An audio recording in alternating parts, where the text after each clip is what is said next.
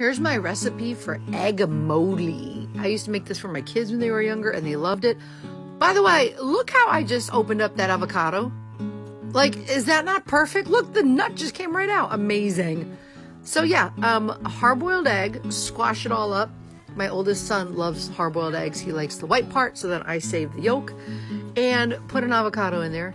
I love Portuguese extra virgin olive oil. I drizzle it all up. Then garlic powder and pink Himalayan sea salt, any kind of salt, but I just like to be fancy sometimes, and I whip out the little salty thing. Everything but the bagel seasoning, because, you know, why not? And paprika.